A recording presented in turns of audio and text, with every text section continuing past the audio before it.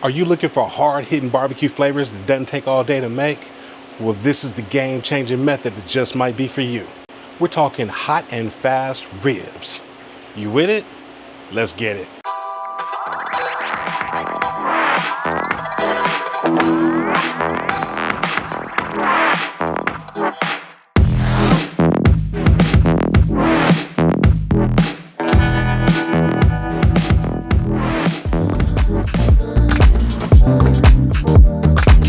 So that's right, guys. Today we're talking about hot and fast ribs. Now, most of the time we do our ribs, we're taking probably 4 or 5 hours, maybe even 6 hours, depending on how you cook. But today we're going to condense that down. We're going to try to get these ribs done in 2 hours. That's right, 2 hours. Now, it might not be the same as you do the slow smoke stuff, but a 2-hour rib you can't beat with this hard-hitting flavor. So let's get into it. All right, guys, so to get started here, we've got our ribs here. Now, these are just some spare ribs, or they were cut down to be St. Louis ribs that I got from my local HEB. And if you guys saw my previous video with ribs, my butcher did a fantastic job with this one. We don't really have to do any trimming. The last rack I got was completely horrible, and it was what it was. So anyway, we've got these ribs here, and now we're gonna go ahead and get these seasoned up, all right? Now, the first layer we're gonna get on is Uncle Steve's shake, and this is gonna be the magic ribs.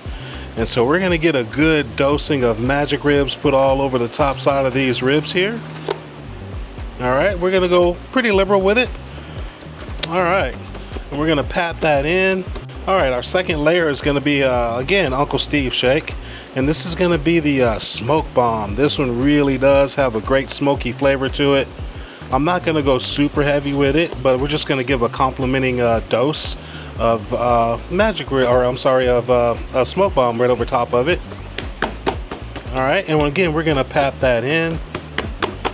All right, so just like that, that's how we're gonna season this up. I'm gonna get the back side of this seasoned up, and then I'll bring you back in.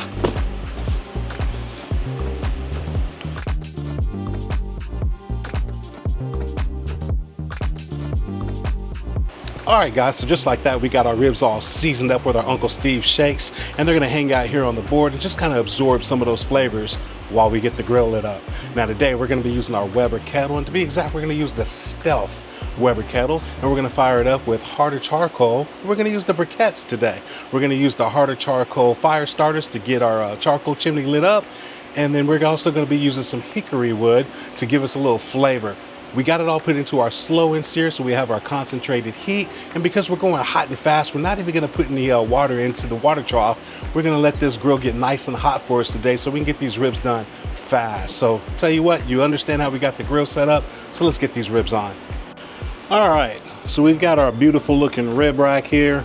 Again, we're gonna put it right over top of our water pan here, and we're gonna bunch up our ribs just the way we want them to cook. And they're smelling fantastic with this rub on here. And we've got a good sweat here going on, which is fantastic. So we got this grill set up. Man, we're gonna get the lid on and we're gonna let these ribs roll. And hopefully we'll be having some ribs here in a couple of hours to eat. All right, there we go. All right, guys, so ribs are on the grill. And again, ribs are fairly an easy cook to do. But a lot of people make them more complicated than it really needs to be. We're just gonna put them on here, we're gonna let it go. We're gonna read the cook. I know a lot of people are gonna ask, well, what temperature are you cooking at, whatever. I don't really pay attention to the temperatures on the Weber Kettle.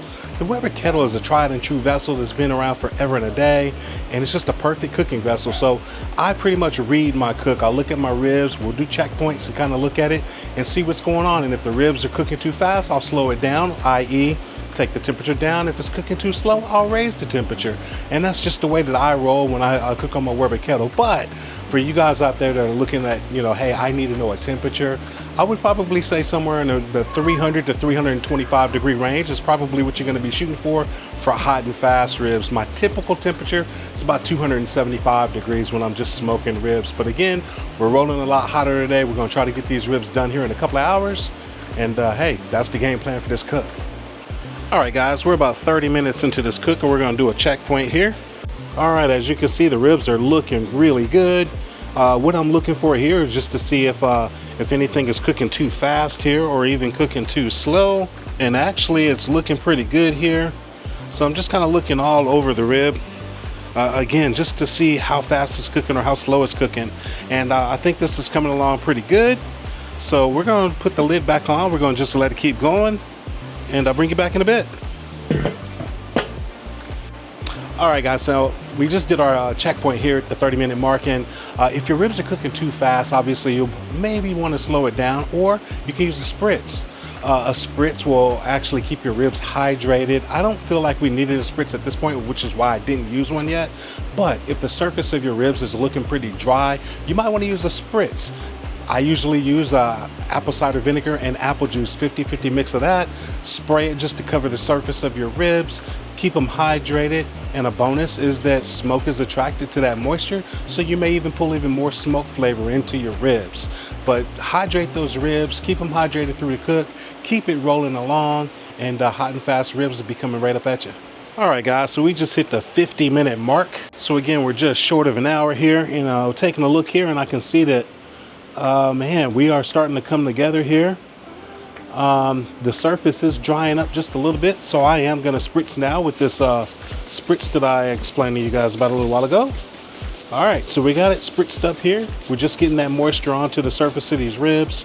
We're going to get the lid put back on here, and we're going to let it keep going. And I'll bring you back here in a few minutes. All right, guys, so we just hit the 1 hour mark of this cook here. And as you can see, these ribs are coming along nicely, and I've got the color on them that I'm looking for. So I think we are good to go to get ready to wrap these ribs up. So we're going to get these ribs off. Now we've got our ribs here. We're getting wrapped up. Now here on my foil, I just got some of the spritz spray down and a little bit of barbecue sauce. And so we're just going to put this right on here, meat side down. And we're gonna put some spritz right over top of it. Again, apple cider vinegar and some apple juice. And we're gonna put some of our barbecue sauce. Now you can use whatever barbecue sauce you like, whatever your favorite barbecue sauce is, go for it. I'm typically not a sauce guy, but I make this for family and friends and they like all the sauce on it, so that's why we're doing it. All right, so we're gonna just get these closed up here. And we're just being real gentle, and we're folding it so that we can actually open this up later and it'd be kind of easy for us to open. But we want to make sure we're not going to poke any holes in, with the bones in there. All right, so we got these ribs wrapped up here nice and tight like this. And now we're just going to get these ribs and we're going to put them back on the grill. All right, back on the grill, the ribs go. And we'll get the lid put back on and just let them go. All right, guys, so just like that, we got our ribs wrapped up. They're back on the grill. Now, this is the time where we're gonna tenderize our ribs. We already got the smoke flavor into it. Our seasonings on it, our rubs are on it. We got the sauce, we got the spritz in there. And so now we wanna make them nice and tender. Now, here's the kicker. I don't make my ribs fall off the bone. Absolutely, I know everybody loves it. I'm not one of those guys. I like to have a little bit of bite to it. So that's what I'm gonna be cooking to, okay? Because now we're cooking to tenderness. I don't care about temperatures and all of that. I mean, yeah, you can shoot for the 202 or 204, whoever, they tell you to do that. That's absolutely fine. I'm gonna be looking for tenderness. So at this point, we're about an hour into this cook. We're gonna let it keep going with these ribs wrapped up with the moisture in there. They're gonna be braising and breaking down and getting tender. When they get to the tenderness we're looking for, that's when we're gonna pull them. So that's our indicator as to know when these ribs are gonna be done. And now you know what we're doing. So we're gonna let this go, and I'll bring you guys back when we go check our tenderness. All right, guys, we are at the hour and a half mark. So it's been about 30 minutes since we have this thing wrapped up here. And we're just gonna kind of take a look and see what our tenderness is looking like. Now to do that, I'm just taking a toothpick here and I'm just gonna go in between the bones into the meat. And we're feeling okay there. It's a little tight here and there though. Not quite ready yet, but it's definitely coming along. Again, I'm not going for fall off the bone. I am gonna go for just, a good bite there. So we're gonna wrap this back up. We're gonna keep it rolling along here, get the lid put back on, and we're gonna give it some more time. And hopefully we can make that 2 hour mark. I don't know, we're looking like it's gonna be tight. We'll see. Bring you back in a minute. All right, we are just shy of 2 hours here. We're at 1 hour and 50 minutes. And we're gonna take a look here right quick. And I think we're gonna probably need to get them off anyway, because we're almost at our deadline. All right, so going in between the bones here, and it's feeling pretty good. Still a little bit snug, a little more snug than what I'm used to when I go low and slow, but it's not bad. A little tight here on the end here, but for the most part we're doing okay. So tell you what, I'm gonna get these ribs off, or I'm gonna let them rest, and I'm gonna meet you guys back at the block.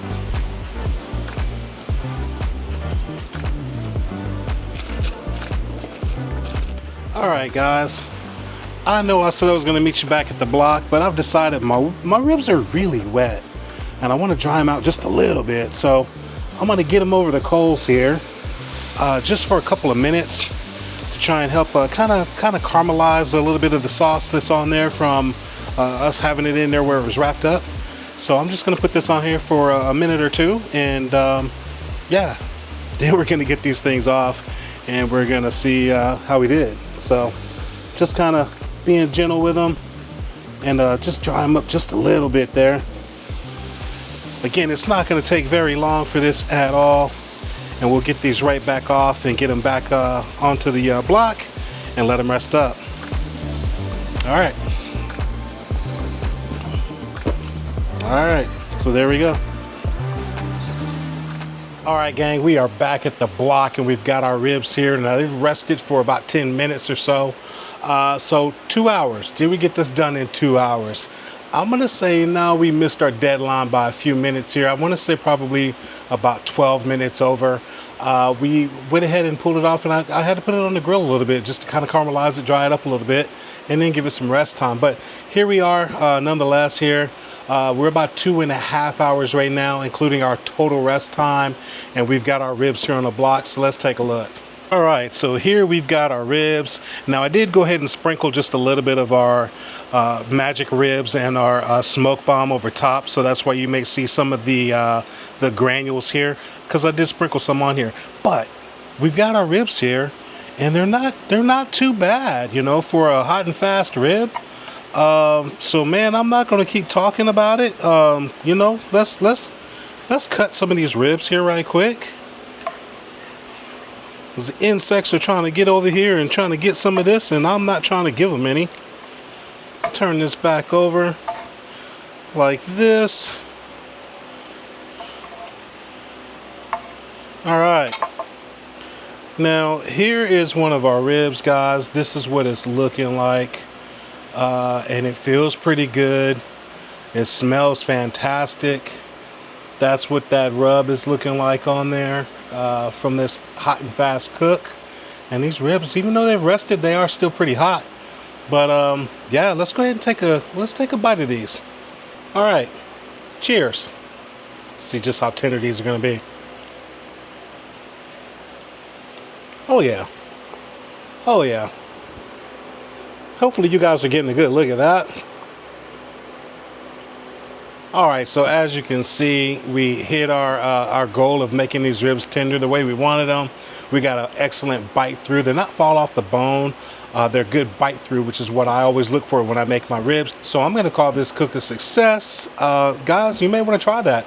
If you're short on time and it's a weeknight or whatever after work and you wanna make some ribs, you can absolutely get them done in about 2 hours. So living proof of it. Hey, guys, I enjoyed it. Hopefully you guys enjoyed it. If you enjoyed what you saw here, took some value from it, make sure you give me a thumbs up and share the video out and subscribe to the channel. I'm gonna see you guys in the next video. 2 hour ribs. Okay, 2 hours and 12-minute ribs. You know what I mean.